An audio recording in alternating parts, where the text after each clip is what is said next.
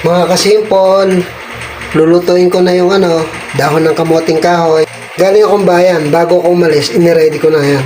Tinadtad ko sa ako nilama sa asin para lumabas yung yung katas. Panoorin nyo na lang sa maraming tutorial yan. Mag-aalasin ko na ng hapon, mga kasimpol. Akin ang lulutuin. At ito yung matagal lutuin. Kahit sabihin mong dahon niya na yan, makunat.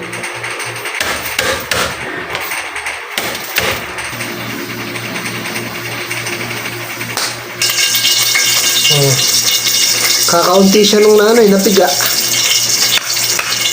Buti nga, kumuha pa ako kanina ng isang dakot eh.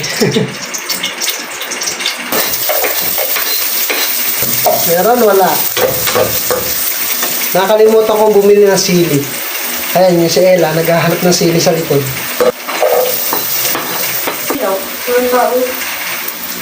Yan mga kasimpolo. Verde pa lang, pero mukhang amoy pa lang.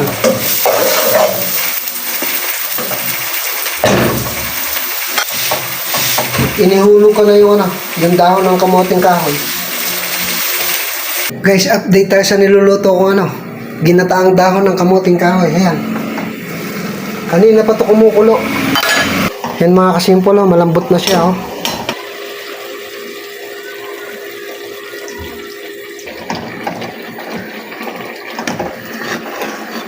Mga kasimpol, kain na tayo. Ito na ang ginataang dahon ng balinghoy, kamoting kahoy, bibingkang bugok, may sausawan na suka.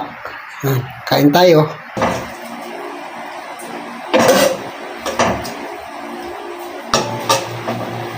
Sarap nito mga kasimpol. Thank you Lord. And mga kasimpol, kahit pagod, ito naman ang pampawi ng pagod.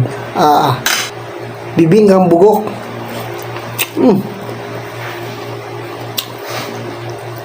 Classic. Kain tayo.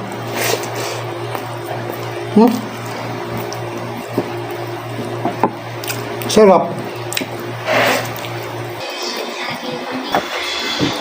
Ang bibingkang bugok na Santa Cruz, Laguna.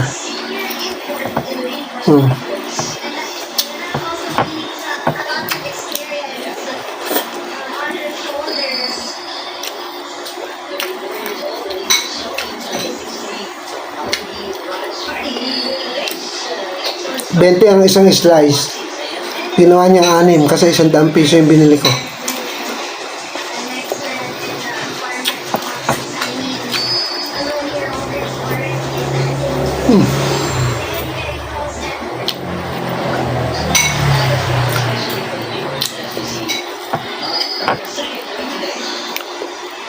Parehas masarap.